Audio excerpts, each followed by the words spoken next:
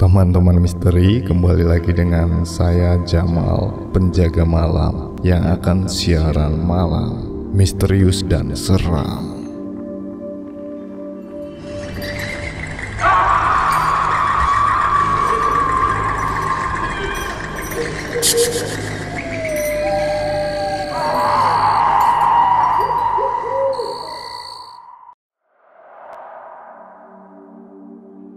Kisah misteri terjebak di dunia lain ketika bekerja di hutan. Bagaimana bisa seseorang yang menyetubuhi jin lalu memiliki keturunan? Kisah berikut merupakan kesaksian dari salah seorang yang pernah bekerja di sebuah perusahaan penebangan kayu.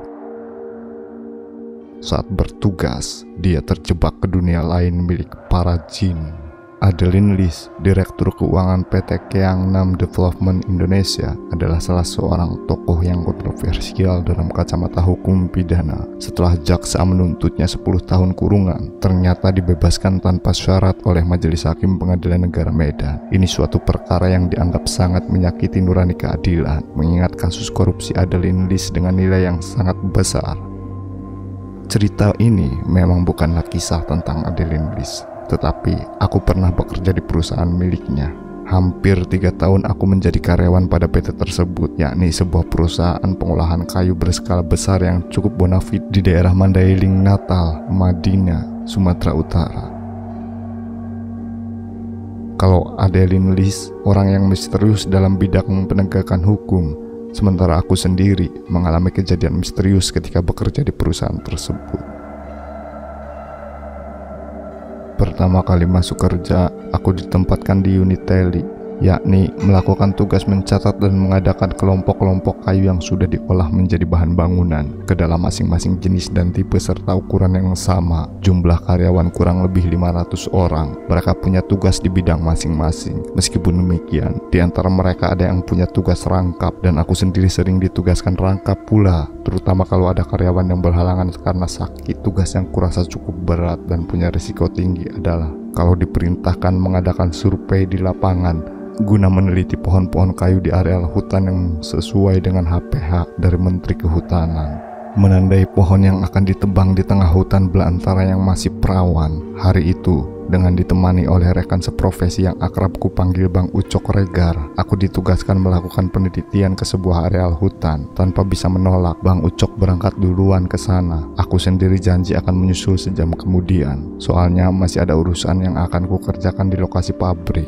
Setelah urusan tersebut selesai, dengan mengendarai sepeda motor perusahaan, aku segera menyusul rekanku itu. Lokasi hutan yang akan kutuju sekitar 75 km dari pabrik, tepatnya perbatasan dengan sebuah desa bernama Umang-Umang. Desa itu pernah kukunjungi dengan tugas yang sama. Jalan ke sana merupakan jalan darurat yang dirintis oleh pihak perusahaan. Dari desa terpencil tersebut, kayu tebangan diangkut menggunakan truk khusus atau lengging.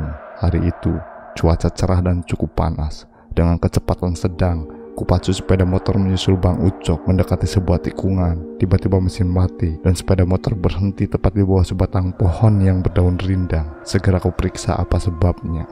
Hampir setengah jam aku mengotak-ngatik mesin, namun tidak kutemukan juga.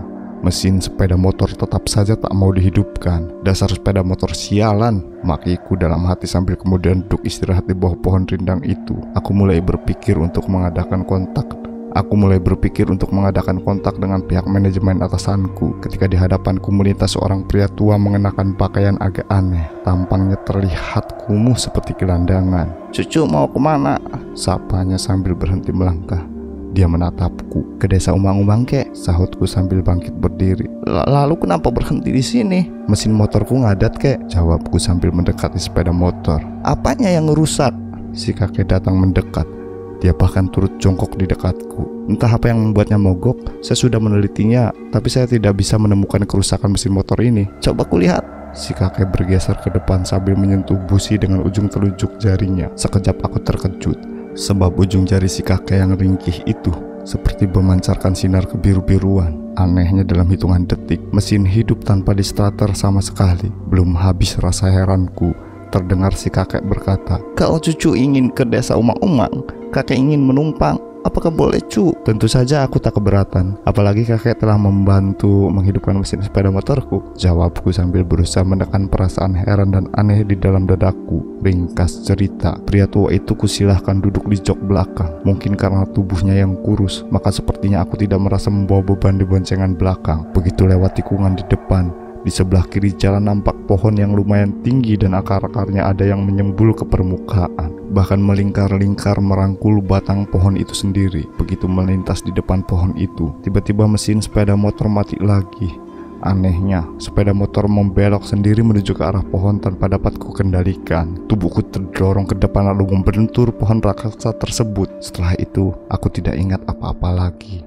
Apa yang terjadi kemudian setelah siuman? Sepertinya aku sedang berada di sebuah kawasan perkotaan dan tubuhku terbaring di tempat tidur dalam ruangan yang lumayan besar di gedung yang megah dan indah. Waktu itu layaknya aku sedang bermimpi, tapi kali ini bukan mimpi karena ketika aku cubit terasa sakit di kulitku.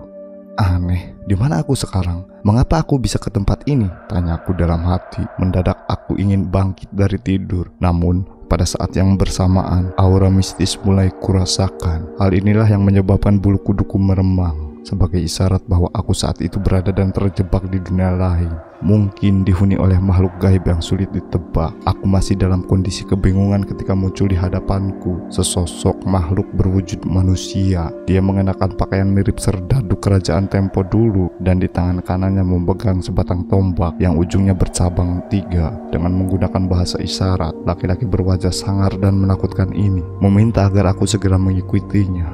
Aku tak bisa membantah ajakannya, sebab kesadaranku memang sepertinya kembali terhipnotis. Akhirnya, aku berjalan beriringan dengan lelaki penjemputku.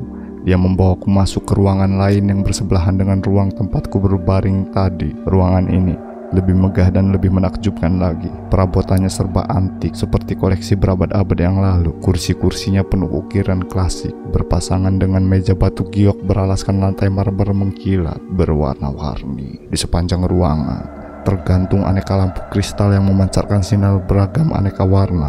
Bersamaan dengan itu, aroma wewangian sering hinggap di hidungku. Harum sekali. Aku masih tertegun dan terpana, berdiri mematung ketika ruangan yang super megah tersebut dipenuhi oleh perempuan ayu dan cantik. Perangai dan perilakunya sangat kontras dengan fenomena keindahan serta kesakralan suasana di sana. Pakaian mereka sangat merangsang, nyaris telanjang, binal dan genit ketika berpelukan dengan teman laki-lakinya. Keberadaanku di tempat itu seperti tidak diketahui mereka. Bahkan laki-laki serdadu yang tadi menjemputku tidak kulihat batang hidungnya, dan aku hanya melongok saja berdiri mematung, menyaksikan seks bebas yang berlangsung di hadapan mata. Persis seperti menonton film Blue. Belum habis rasa heran dan bingungku, di hadapanku telah berdiri seorang perempuan agak tua, bertubuh gendut dengan rias wajah yang sangat mencolok. Di sebelahnya turut pula berdiri seorang perempuan muda yang cantik dan ayu. Cukup lama perempuan gendut ini menatap wajahku, seperti ingin menaksir wajah dan penampilanku saja. Dengan bahasa isyarat, dia ingin tahu siapa namaku. Lalu aku jawab pula dengan bahasa isyarat. Entah mengerti atau tidak, dia kemudian bertanya, "Anak muda, mengapa kau sampai berada di tempat hunian kami ini?" Layaknya orang tunarunggu, aku menjelaskan dengan bahasa isyarat bahwa aku tak sengaja berada di tempat mereka. Alasannya, karena sepeda motorku menabrak sebatang pohon di pinggir jalan. Dan kuungkapkan juga bahwa sepeda motorku mogok, lalu dibantu oleh seorang kakek, dan bersama pria tua itu menuju desa Umang-Umang. Nampaknya si nenek paham dan mengatakan, pria tua itu adalah ayahnya yang ingin mencari suami untuk cucunya, dan dia menunjuk perempuan di sebelahnya sebagai cucu si kakek. Komunikasi menggunakan bahasa isyarat berlangsung dengan lancar tanpa menemui kendala yang berarti. Aneh memang. Saat itu, aku juga sempat memastikan bahwa mereka berasal dari komunikasi makhluk dari dunia lain yang tidak bisa bicara. Kalaupun mereka berbicara, maka aku tidak akan mengerti dan memahaminya. Ketika perempuan gendut mengisyaratkan bahwa pria tua yang menolongku menghidupkan mesin motorku itu adalah kakeknya, maka aku mulai curiga. Entah apa yang akan mereka lakukan terhadap diriku. "Apakah kau bersedia aku kawinkan dengan putri tunggalku ini?" tanya perempuan gendut itu dalam bahasa isyarat yang mendadak saja bisa ku mengerti dan kupahami. Secepatnya aku memberi isyarat bahwa aku telah punya istri. Bahkan aku juga memberi isyarat bahwa sangat mustahil makhluk Tuhan berbeda alam untuk menyatu dalam sebuah perkawinan. "Siapa bilang?" tanya si perempuan gendut. Kali ini bukan lagi dengan bahasa isyarat, melainkan dengan kata-kata dalam bahasa Melayu. Hal ini membuatku terpengaruh. Ternyata dia mampu berbicara dengan bahasa Melayu dengan logat dan gaya Mandailing klasik. Aku makin terheran-heran ketika dia mengatakan bahwa perkawinan makhluk dari kalangan jin dan manusia sudah sering terjadi sejak era kenabian tempo dulu. Dia mengambil contoh dengan peristiwa Nabi Sulaiman yang menikahi Ratu Balkis yang dipercaya berasal dari komunitas bangsa jin. Aku bingung karena aku tak tahu persis apakah Ratu Balkis memang berasal dari bangsa jin. Entahlah, apakah perempuan gendut ini hanya mengarang-arang untuk meyakinkan diriku bahwa perkawinan manusia dengan jin bukan mustahil adanya. Kami memang dari bangsa jin yang tidak alim, ungkap perempuan gendut itu. Asal kau tahu saja, kami memang selalu mengadakan perkawinan silang dengan manusia. Hal ini guna memperoleh keturunan yang lebih bermutu dan berkualitas. Karena kami dari bangsa jin di kawasan ini yang ingin mensejahterakan diri dengan makhluk manusia yang kami anggap lebih tinggi derajatnya dari bangsa jin. Tambahnya menjelaskan dengan panjang lebar. Cukup lama aku termenung dan tertegun. Aku menjadi sangat bodoh sebab tak mampu berkomentar. Aku hanya bisa mangut-mangut seolah-olah memahami apa yang dijelaskannya barusan. Bagaimana? Apakah kamu bersedia membantu kami? Perempuan itu menatapku dalam-dalam. Gimana ya? Aku masih bingung. Soalnya tadi telah saya katakan bahwa saya telah berumah tangga, kataku menjelaskan sejujurnya. Itu tidak bisa dijadikan dalih, karena di bumi manusia banyak yang punya istri lebih dari satu, kata si perempuan gendut sambil nyengir sinis. Aku terbungkam. Ternyata dia cukup banyak mengetahui tentang ulah manusia selama ini. Tapi aku sungguh tak studi menikah dengan makhluk halus. Meski putri si gendut itu sangatlah cantik jelita, karena aku masih tetap menolak tawarannya. Akhirnya aku diamankan di sebuah ruangan khusus dalam kondisi tertutup dan terkunci. Di dalam ruangan itu, fasilitasnya sangat lengkap sekali, sehingga aku merasa berada dalam tahanan rumah. Namun, sewaktu berada sendirian, aku mulai teringat istriku di rumah yang kutitipkan pada ibu di Medan. Aku masih mencoba membayangkan wajah Rini, istriku, ketika pintu terbuka dan wajah perempuan cantik dan ayu yang tadi menemani perempuan gendut itu muncul sambil mengulum senyum. Gadis yang katanya cucu dari pria tua yang menolongku tersebut berjalan dengan langkah terukur bagai seorang peragawati. Dia datang menghampiriku yang sedang duduk di bibir tempat tidur. Kini dia mengenakan gaun terusan yang agak tipis tanpa BH dan celana dalam, sehingga apa yang berada di baliknya menjadi terlihat sekali. Lekuk-lekuk tubuh yang sensual dan padat, serta bukit kembar di dalamnya nampak jelas menonjol. Sejenak ruangan kamar dengan aroma semerbak wangian itu berubah sangat sunyi.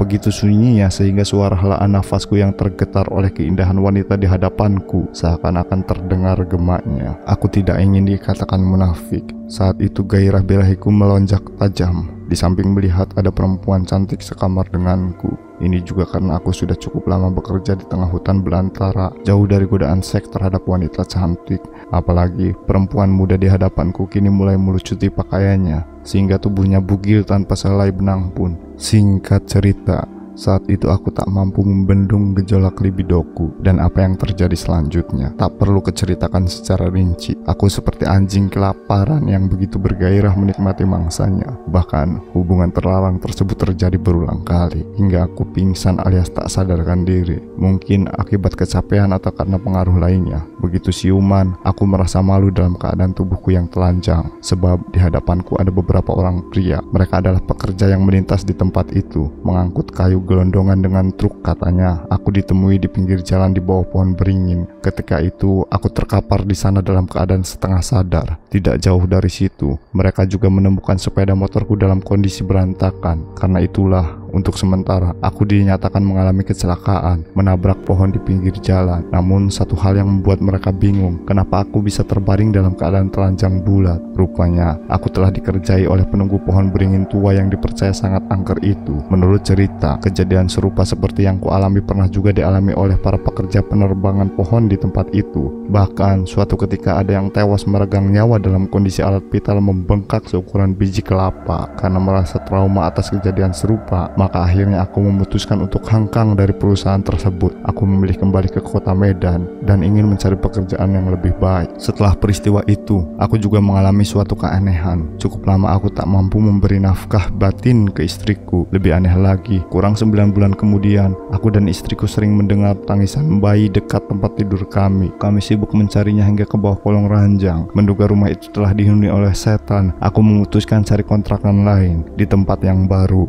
Tangisan bayi itu masih terdengar.